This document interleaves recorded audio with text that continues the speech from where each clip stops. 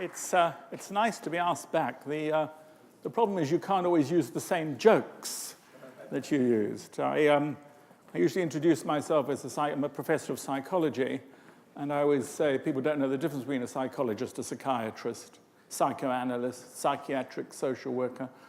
A British bishop said a psychologist was a man who, when he went to a strip show, preferred to look at the audience. When we greet each other, we psychologists say, "You are fine, but how am I?" A psychiatrist is simply a doctor who's afraid of the sight of blood. I'm not that type of psychologist. I am an organizational psychologist, a work psychologist. I'm interested in psychology in the workplace. I write columns in newspapers, blogs, Financial Times, Sunday Times, get a lot of hate mail. A few years ago, I was called a guru, and I was really pleased about this because there's lots of professors about, not so many gurus. Laws of supply and demand, charge more as a guru than you do as a professor. Made me very happy. Until I discovered, a friend of mine said, he said, the Financial Times refers to people as gurus because they can't spell charlatan. I'm going to talk about a topic that I've been working on for years and years. I have worked on many topics, and we academics are evaluated by the books we write. So I've written quite a few books. This is just me showing off. There is a good one on nonverbal communication somewhere in that list, and it's over here. It's a topic of body language with a lot being written about. I also go into a place called The Real World where I do consulting, and these are some of my clients. You might recognize some of them. So I do talks and workshops and other events like this. But let's get on to the topic in hand. By the way, all these slides are available. I know some people like them. They're available afterwards from the organizer. I know you've been talking a little bit about nonverbal intelligence because this is a topic which enthused the work on nonverbal communication. I'm sure you know how to define emotional intelligence: self, others, awareness, management. Am I self-aware about my emotional state? Am I aware about your emotional state? Am I picking up the cues? We're going to talk about this at the moment. Am I reading you right? Am I picking you up in terms of your attentiveness, your boredom, your anxiety and stuff? Can I manage my emotions? This activity is the most common phobia in the world. Did you know that? Standing in front of people is the most... That's why, have you been to weddings? Someone has to get up and he's had so much to drink because he's so frightened of standing up in front of people. It's managing your emotions at this sort of event.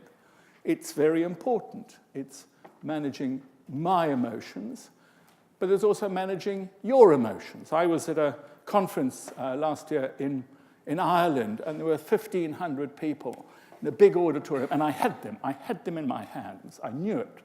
And I thought, is there some South American country which would like a dictator? Because, boy, I love this. I love that. I had them. And, of course, it's about emotions, a lot of this stuff. It's about the recognition and regulation of emotions. And that's why when I talk about nonverbal communication, a lot of this is going to be about emotions. But it's also a topic in which there's a great deal, and here's a technical term you wouldn't understand, bullshit. There's a lot of bullshit written about nonverbal communication. People who say, oh, you just notice this and notice that. Some people talk about the symbolism of nonverbal communication. Now, if you see somebody like the heir to the throne, Prince Charles, you will notice, if you watch him on television, he's bound to do two things. He puts his right hand in his left hand pocket. Always he has double-breasted coats. But he fiddles with his cufflinks. He's always doing this. He's always fiddling with his cufflinks. And people say, oh, yeah, you know why? Because he feels handcuffed to the monarchy. Bullshit.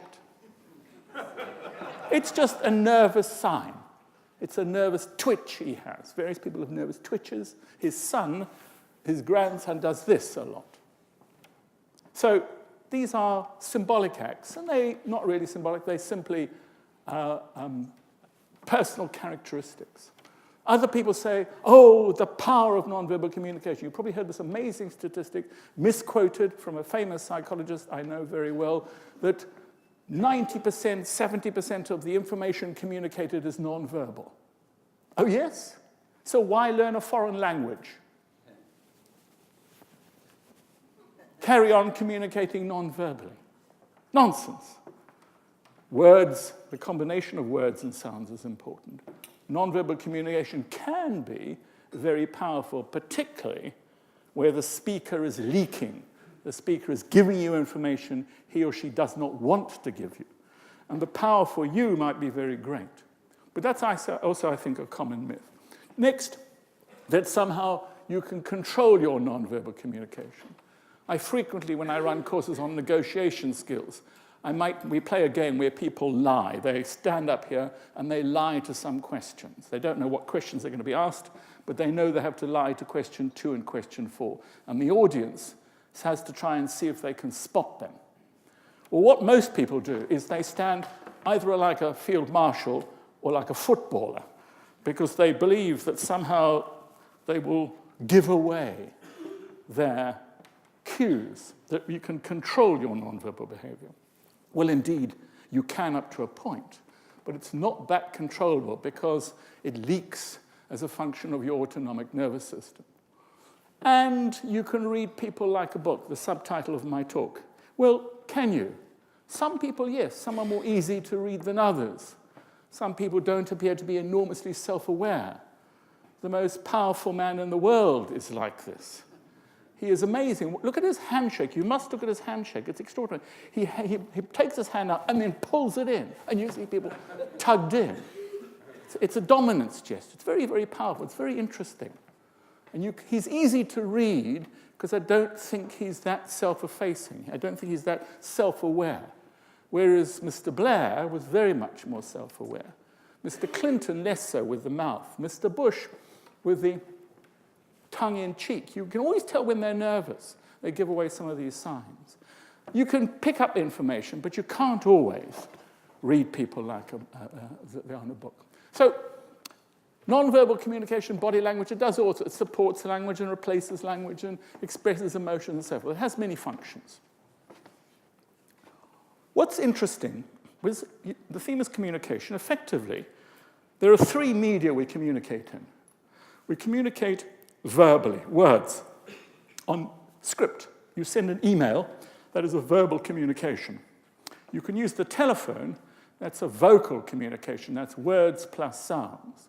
And you can have visual, like television or face-to-face, which is words plus sounds plus pictures. And the question is, and this is a very interesting one, because it's the first tutorial I do with my students, or used to do, you divide them into 3 groups. Group 1 reads a newspaper for 2 minutes. Group 2 listens to it being read. Group 3 watches it. So it's television, radio, script. And the question is, who remembers most? Because the task, they're told, is after they've got to pay attention, because afterwards they're going to be quizzed on what they can remember. Which group remembers most, television, radio, or reading? Television remembers least. Radio, always script remembers most. Why? Because it involves more processing. There's more effort in reading. You come home, you switch on the television, the news, etc. It's chunked in a particular way. You can read at your speed, not the speed it's read to you.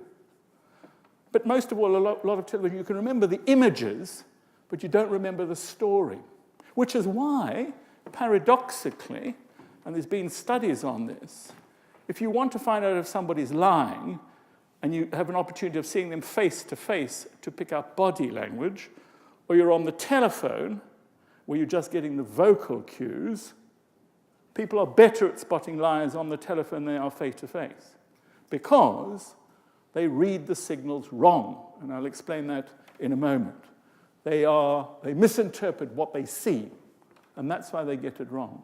I was speaking to somebody recently, a coach. I do some coaching of executives, and he said he started doing Skype, and he's given up Skype. He does telephone coaching. I said, that's awful. He said, no, au the contraire. I now find I'm more sensitive. I pick up better stuff. He said, I'm more attentive. And I thought that was really rather interesting. So It is only, body language is only observable. The rest you can't see. So you can't see body language clearly in text or on the radio. Nonverbal communication or body language is enshrined in our language. This is obviously in English. I touched him for a $5, meaning I got £5 out of him. I touched him for $10. I felt touched by his concern. Her plight touched me. Very interesting, the power of touch, the very strong power of touch. When you're I was in Abu Dhabi last week, always confused by who you touch and who you don't touch and where you touch and stuff. The touching of people, doctors will tell you, GPs will tell you, patients are more satisfied if you touch them. Doesn't matter, well, it does matter where you touch them, but they come in, they want an examination. Whatever they've got wrong, they want they need to be touched. We touch in religious ceremonies with healing and with blessings and so forth. Touching is a very powerful clue. It's a very powerful issue. You can see waiters are taught to touch people in restaurants very briefly with the napkin, because that yields a closer bond. And there's studies, believe it or not, there's studies which have shown you get a bigger tip if you just brush people and touch them. So touch, very interesting, very powerful. Posture, of course, the way in which people stand, the arrogance with which they stand, or the posture. Look at our Prime Minister. Our Prime Minister is quite a sick woman, I think. You can see she's slightly hunched back. She doesn't look well. She doesn't look strong.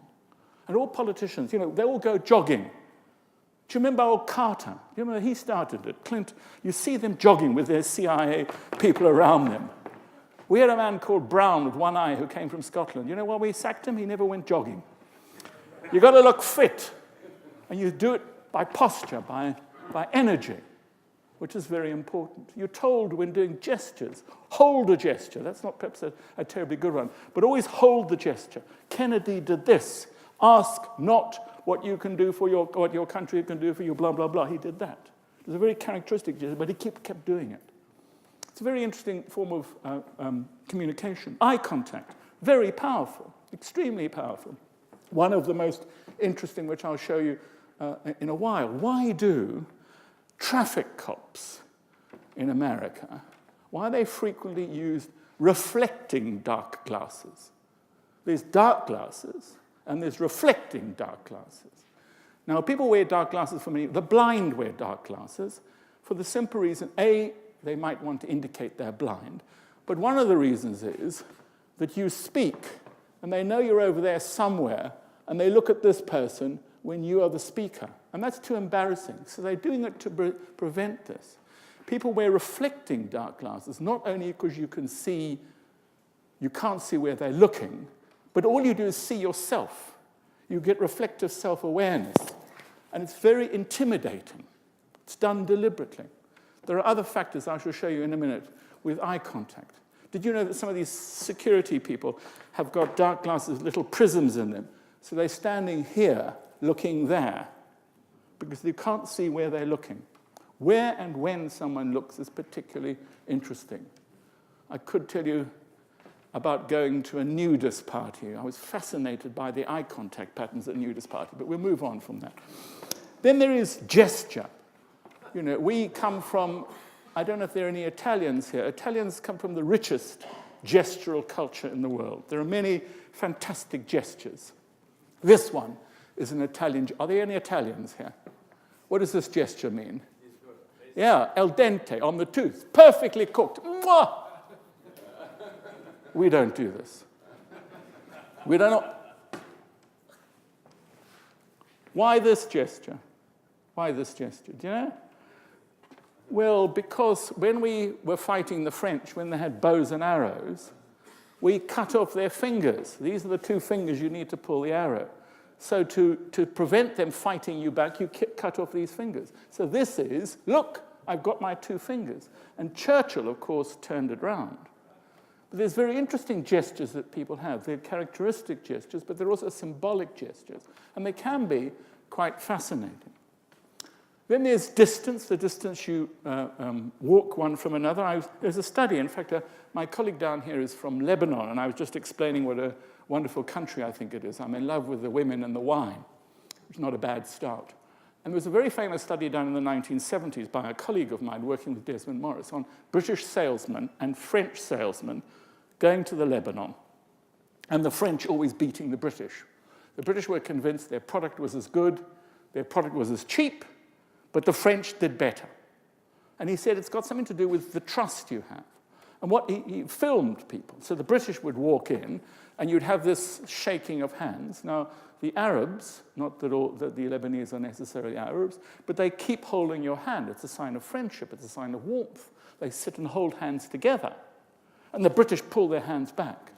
And then the French, at least the Lebanese, moved in closer as a sign of trust and warmth, and the British stood back. So they were standoffish. So all the clues they were giving were, I don't like you, I don't trust you, I'm frightened of you. And this was a very bad thing to do if you're trying to sell somebody any product.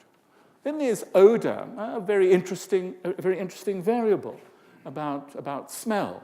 What sort of smells, you do this in shops at the moment. What smells do you pump in to change people's behavior? Well, there's some very expensive restaurants in London. And one of the things you might notice if you go next time, there are apples. They put lots of fresh apples as you walk in. And they're doing that for the scent. They will use scent for shops. There's a Christmas scent. It is pine.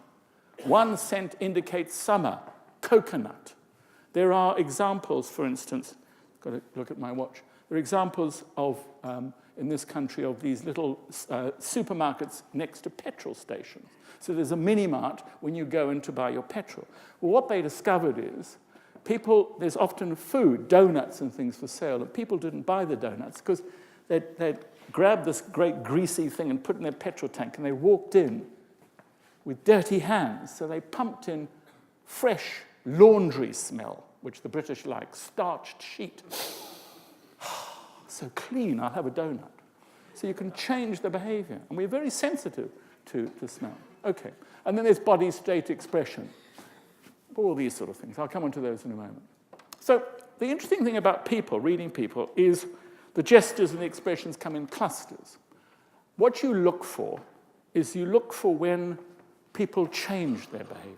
If you're trying to determine, particularly in negotiations or whatever, people have characteristic ways of portraying themselves. You can see, I'm a mover. Do you remember Tom Peters? I thought to be a successful consultant, you've got to walk up and down a lot and sweat. And that shows how terribly committed you are.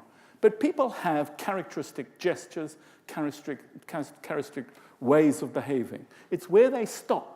It's where they change. So you have the verbals going along here and the non-verbals going along here, and suddenly there's a disparity. Suddenly they stop moving. One of the things you can check with liars, one of the best tests with liars is get them to sit on a swivel chair. Because and if you can, get a detector detecting the movements and watch when they're still and when they're moving, ever so slightly. Very interesting, where you're getting a change in the behavior. That's what a lie detector is. I've got a lie detector in my office, a portable lie detector. Some countries, the British government will not use, they do use lie detectors in certain countries for certain reasons, but the reason why we don't use lie detectors are troubles of false positives and false negatives. In fact, I teach people how to bugger up a lie detector. If you're given a lie detector, come to me and I'll tell you how to give the thing funny signals. But that is a physiological reaction. It's breathing, it's heart rate, it's galvanic skin response. And the interesting issue is where it changes, not when it's stable, because I might be quite a hyperactive person, but when it moves. So the issue is trying to look for, once you've established what is called base rate, what does the person do when they're normal, then when does it change? And you can get fascinated watching politicians do this. So there's all sorts of things. I haven't got time for this, language and sales, all sorts of fascinating stuff I might be able to come back to. Here are some gestures. People do have characteristic stances, characteristic gestures. They can give signs of their displeasure. The Queen does foot tapping. She was extremely angry the most angry she's ever appeared on television was when she went to somewhere in North Africa. It wasn't Algeria, it was Morocco. She was kept waiting for an hour, and you can see the displeasure in her gestures and in her whatever. There's, of course, distance at which people feel comfortable, how how close do they stand, how close are they for comfort, and to what extent you read into people. If you are standoffish, you stand back. Well, why are you standing back? Do I smell bad? Are you frightened of me? What does it mean? And people will be picking up these sort of clues. Certainly, there is amazing data on what's called thin slices of behavior. And we've done experiments. So you give people intelligence tests and personality tests. I know your personality, I know your intelligence. I then make a video of you, and I show it to other people for 10 seconds, sometimes 8 seconds. So these are called thin slices. You just get 10 seconds of the person talking, speaking head. And you're asked to evaluate their intelligence, you're asked to evaluate their personality. And people are surprisingly accurate. So the first impression counts, stuff is right. The question is, what are they looking for? They're looking, for instance, in intelligence, you're looking for vocabulary. Vocabulary is a very good indicator of intelligence. Not only vocabulary, but the ability to form well-constructed sentences and paragraphs, that you speak, not reading what you've written, but you speak in a coherent way using significant vocabulary. We have a politician, Boris Johnson, in this country, who is quite astonishing. He must be one of the cleverest men I've ever come across. And you can see it in his vocabulary and in his speeches. So you can see it, you can hear it. You can pick up nervousness. Nervousness is a very interesting characteristic, because people assume erroneously that nervousness is a sign of lying. Let me tell you a story. I've written 2 books on this topic. This is the second, Body Language in Business. And I was asked to appear on a television program. It was a morning program where, only drunk housewives are watching, so I didn't mind going on. It was a rather sort of shabby program of guests. And anyway, I went on the program, and what they'd set up is there were 2 people, they were drama students, and they were going to tell a story, and one of them was going to lie, and the other was going to tell the truth, and I had to find out which one they were. So I said, well, you're going to tell me, aren't you? And they said, no, you're a professor, you know about this stuff, you do it. So I said, the only request I have is for them to sit on swivel chairs, because I want to see their whole body, because we're very good torso liars. We're like newsreader liars, but it's down here that you see the stuff. So these 2 girls were on swivel chairs, bar stools, effectively. They were young, they were drama students, and I was standing in the wings. And one of them winked at me, you see, which was very pleasurable for someone of my age and stage to be winked at. And then she went first, and she was good. She was comfortable and erudite and funny and loved the attention. The next one, who didn't wink at me, was really quite nervous. You could see her shifting in her chair. She stumbled a few times. These were volunteers, but she wasn't nearly as good. And then they said to me, well, Professor, which one's lying, which one's lying? So I said, well, before I answer, let me get the audience to answer. And they all said, the second one was lying. I said, no, the second one was nervous. And you thought she was lying because she was nervous. The first one was probably a psychopath and didn't mind telling lies, enjoyed it. And that, of course, is one of the issues. The issue is about guilt. And to determine psychopath lying is particularly problematic. So there are all sorts of gestures. Mr. Clinton is not a good liar. He's not a good liar in all sorts of ways. We know the famous incidences. But the covering of the mouth was very, very common. People cover their mouth. It is true, they do tend to cover their mouths more. The question is why? Well, there are 2 reasons. One is, it is true about Pinocchio. It is true we do get a slight, infusion of the nose. Because of blood pressure, there are more capillaries active, and the nose twitches a bit. It does get a bit bigger, very minutely, and it twitches a bit. But the major reason why we cover their mouth is you notice this with the Chinese and the Japanese, that they cover their mouths a lot when laughing inappropriately. Well, we cover our mouth because out come lies, porky pies, and what we're doing symbolically is trying to stop ourselves wrong. So that's why we do it. We do it more frequently. And there are many others. The nose touch, the eye rub, often representing tear or unhappiness. Ear grab, you see this, etc. So again, I could show you some clips of these things, but we haven't got time to go into them. There are other ways in which you get various sorts of gestures, straddling the chair, fluff picking. Marilyn Monroe was particularly good at that. She'd always take a little bit of She'd check her mate at the time's fluff. Behind the head, control, dominant, that sort of thing. Okay. I've talked about the dark glasses. The dark glasses are very interesting, the widening, because of this. There is, the question always is, why in Western cultures do gentlemen prefer blondes? I've written books on mate selection. And there is a preference, an overall preference for blondes. One reason why blondes are favorable, because blondness is usually a sign of youth. As you get older, your hair gets darker. I was blonde in my youth. A lot of you were blonde in your youth. So that's a sign of blonde. But also, blondes tend to also have lighter colored eyes. Not necessarily, but they tend to have blue eyes and green eyes and gray eyes. And why do you want blue eyes and green eyes and gray eyes? Because you can see pupil dilation. If you have dark eyes, it's very difficult to see whether your pupils are dilated. And you can do studies, and they're very dramatic. You can show people identical. These are old studies now. I remember doing it in the 1970s in Oxford. You show people pictures they're identical pictures of a woman, an attractive woman, and in one, her pupils are dilated, not as much as that. But and you say to people, which of the two, quickly, which one do you prefer? And they say, oh, the one on the left. You say, why? And you say, oh, her lips were more moist, or her hair was blonde. No. It was the pupil. What we're picking up is we're picking up a cue, which is very interesting, because you're not aware of it, and I'm not aware of it. And it's a signal of two emotions, anger or sexual excitement. You see, at last you've come to a lecture which is being useful. So when people's pupils dilate, they're either angry, and you can usually tell when they're angry or sexually excited. The two are really rather easily distinguishable. But I, at the moment, which might disappoint some of you, am not sexually excited, and therefore my pupils are not dilating, I think, but I can't see. I can remember a few years ago, she was an Albanian student. She came to do some work with me, and she was very interesting. She was very clever, and she was rather interesting. And I thought to myself, she's a very attractive girl. And then I thought to myself, no, she's not.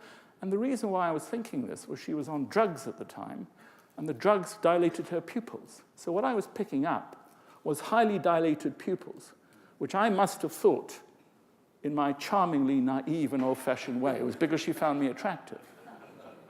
But she was on drugs. But it was a very interesting case. My wife says that's the only way people find you attractive. The issue is, I didn't pick it up, and she didn't pick it up, and yet I was responding. So it's a very interesting case of a characteristic of the dilation of the pupil. Okay. Space, an interesting one, personal space, I've talked about that. This is quite interesting. I work for our security services. I can't tell you anymore, otherwise I'll have to kill you.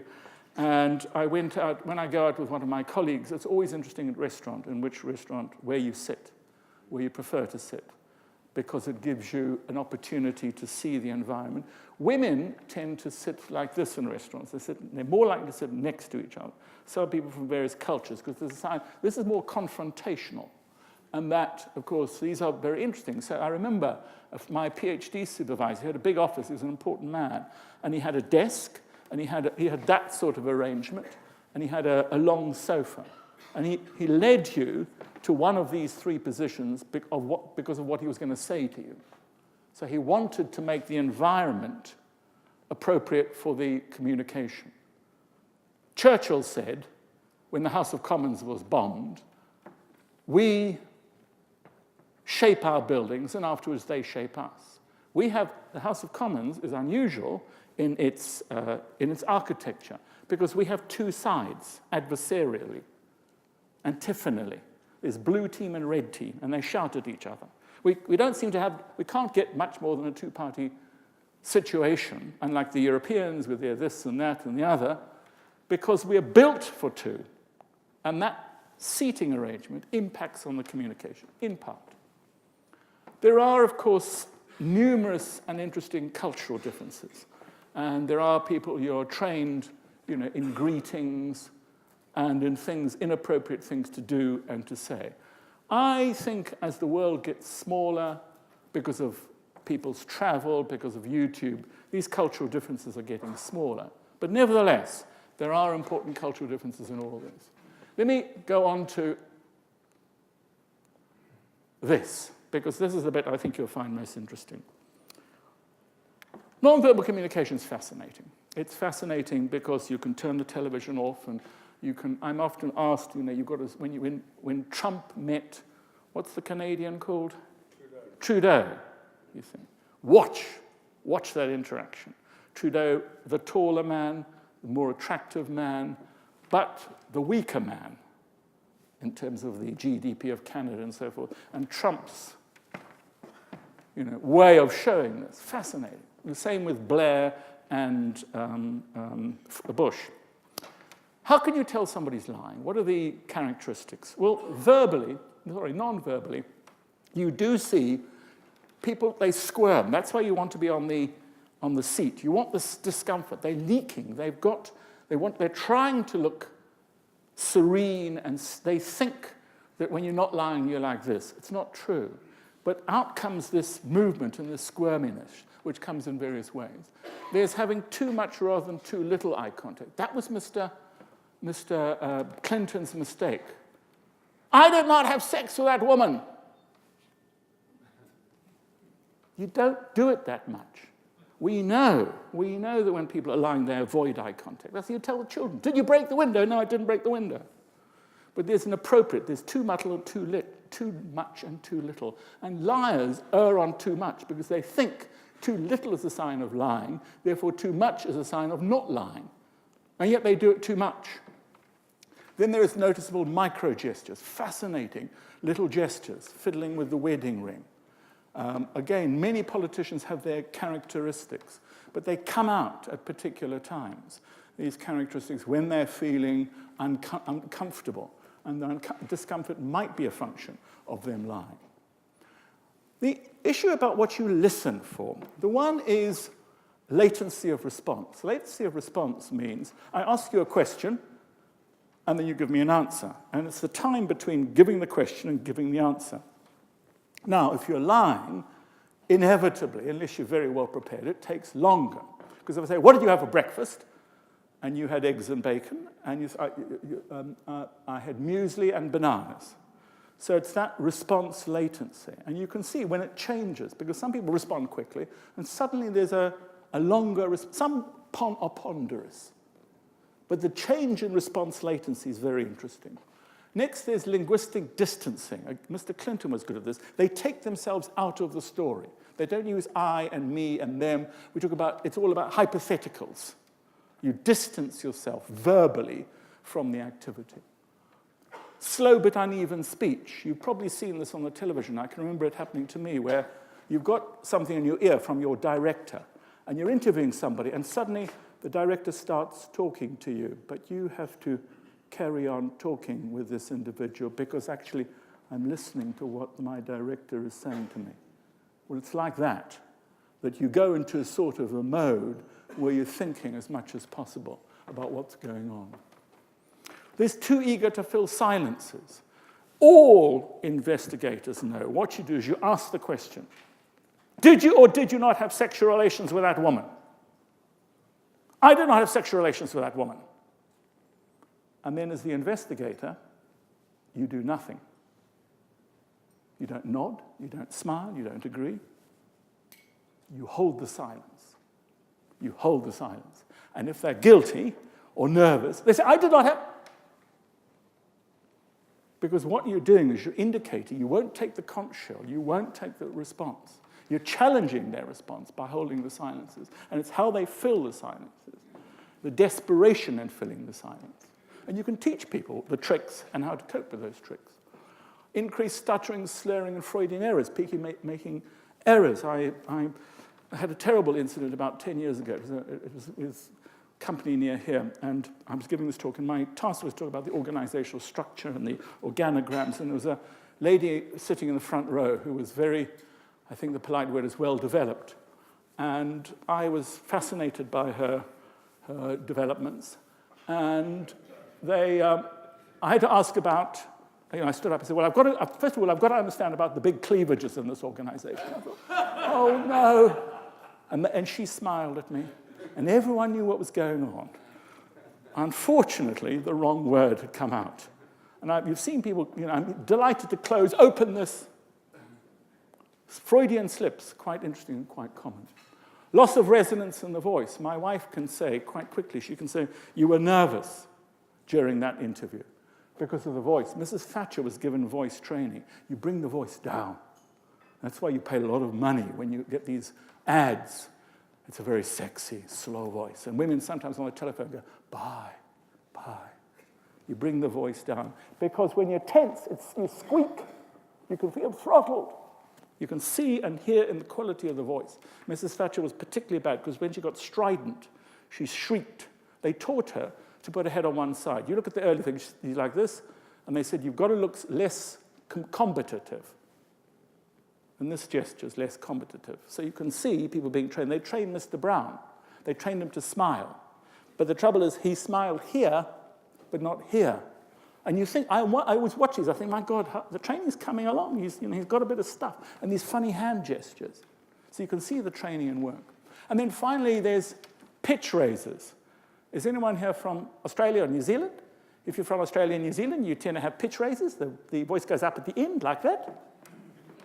And young people do pitch raises as well. Do you hear me now? Okay? Yeah, you with me? We don't pitch raise very much. But pitch raise says, is this okay? Is this all right? Do you believe me now? Because if there's suddenly no pitch raises and then there's a pitch raise.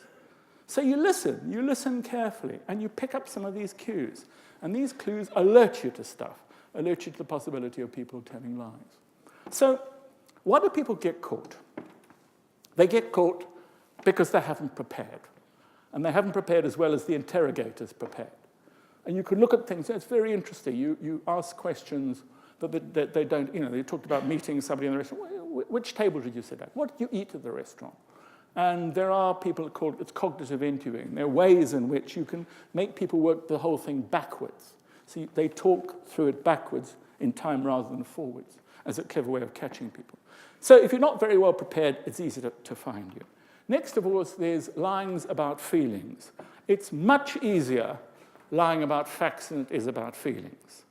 Yesterday, I was watching a documentary about the Vietnam War, and it was all about veterans. And you see these men, my age, going to the war, and they were interviewed, and all of them were in tears. They couldn't stop it. They were embarrassed, but they couldn't stop it. They couldn't hide their feelings, however much they wanted to. Ask about feelings, get to feelings. Facts are easy. I can lie about what I had for breakfast. I can lie about whether I love my mother's different, because that's feelings. Then there is the issue about feelings about lying.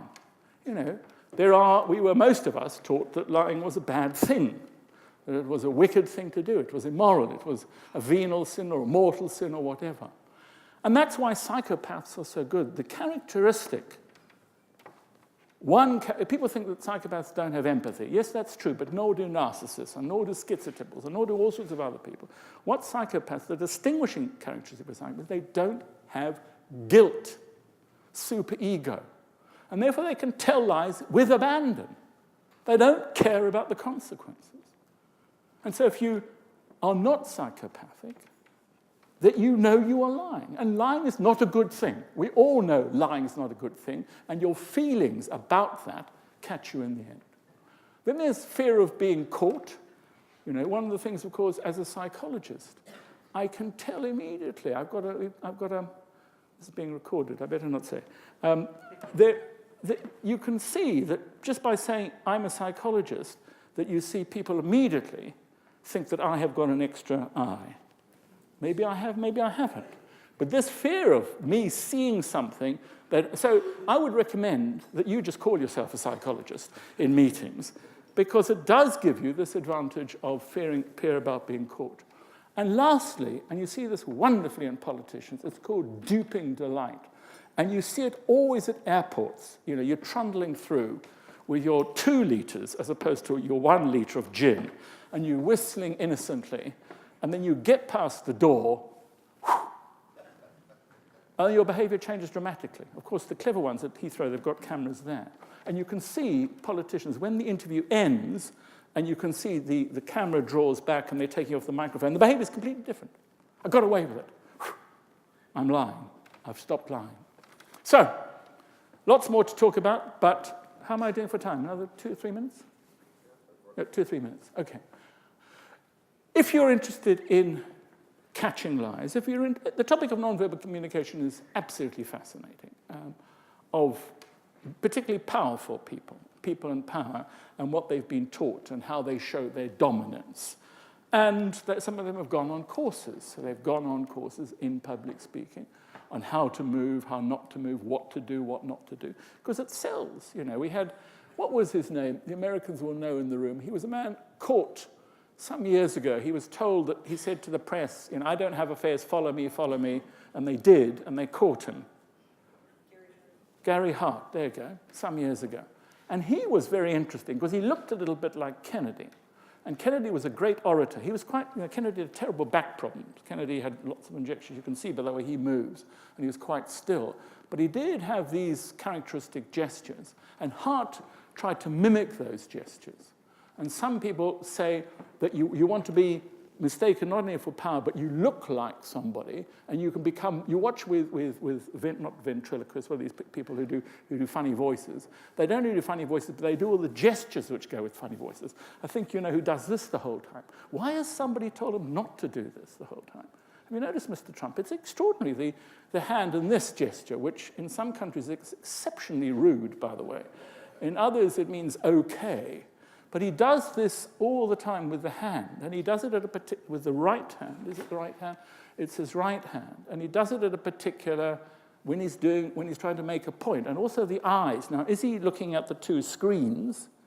Obama did this. Now, Obama was a fantastic orator. You like him or you don't like him, it doesn't matter. He got you here. He didn't do talks to the head. He did talks to the heart, and my God, he got you. And he got you his timing and his movement, and he looked at the audience, and he swung around. He took you all in. I thought, he's a natural. He's a natural. But he was given training, and the current one hasn't been given training, I think, or doesn't listen to the training, and doesn't do him much good. Well, we won't get into that. He was elected. So, what you must look for is look for when people are natural, normal. What do they do? How do they sit? How do they move? This is quite interesting. Then you look for changes in that behavior. They become more frozen, or they become more animated, or they drink a lot more water, or whatever. And what is the mismatch between these two? And then you formulate a hypothesis about the cause. So when the behavior changed, he was talking about this. So suddenly, when he's talking about the finances of this company, he seems to be okay. But suddenly when it's this company, we notice stuff. So there's something going on with that. And that's where you get the clues. Not that they're necessarily lying. They could be uncomfortable. They could be trying to cover something up. But it's where you see the base rate change that you get some really interesting stuff. So there are here, and I've gone through a number of different authors on this particular topic, for those who are interested. I'm not going to go through these slides because they're all available to you. Hand and foot movements, many of them I've talked about before. It's a very interesting and important topic. So let me end off, I can't remember, Let me end off by coming to some sort of conclusion so that you can have a little chat at your table about nonverbal behavior. It is an interesting topic. It's one of the easiest things to talk about. It's very difficult to give a bad lecture, well, perhaps not, on nonverbal communication, because it is inherently so fascinating. And people do believe that you do get something extra about the person from listening to them carefully and seeing how they behave. And they're right. They're right. The question is what you can pick up. The question is, what do you notice? I had a boss, an astonishing man, a Freudian, and he would see things at meetings I didn't see. We sat there together, we had the same data on the same people, and he picked up stuff. He read the signals better than I did. I work for a group that does negotiations. It's serious negotiations, very big sums of money. And there's sort of Team X negotiation, Team X and Team Y, and one of them has a person on the team. His job is simply to look at the others, to look at the others' interaction patterns, to see what changes their pattern, who they look to when certain things occur, how they giggle nervously. His job is to write a report on their dynamic. That's his job in the whole negotiation. He's the nonverbal communication man. He earns quite a lot of money. They think he's worth it. So, yes, it is interesting. It is important. You can get better. There are a few I'd recommend, if you're interested in this, there's 2 very good programs. My friend Peter Collett, Collett. You Google him, and there are 2 programs. He taught me at Oxford, a very, very interesting and bright man. He's got 2, one on mating behavior and one on politics and power, and he does many programs on this. You do get, I think, a better sense of what's going on. It is like it's like going from black and white to color. It's like seeing something differentially. I think we can learn it. I think we can all learn to do it better. Be careful of your hubris. I'll end off on one story. The best book in this area is written by a man called Ekman. He from the University of Pennsylvania. He wrote a book called Telling Lies, an exceptional, brilliant book, where he studied things like, he looked at eyebrow movements, how you could tell Philby, the spy, was lying on British television. And he is the world's expert, our man. This man is extraordinarily good, and yet he's very humble. And yet he will say, I've tried very hard, and sometimes I get it wrong, and sometimes I don't pick up the obvious. So I think a humility is good.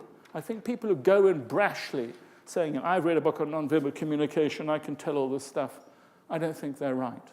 But finally, I think, if you do presentations, if you do a lot of presentations which are important to persuade people, to charm people, to influence people, I think you can become better at it. And I think, when you get coaches in doing this stuff, they will coach you as much non-verbally as verbally. So I think you can improve your communication, and you can understand other people communicating better to you if you've got a better sense of body language. Thank you very much.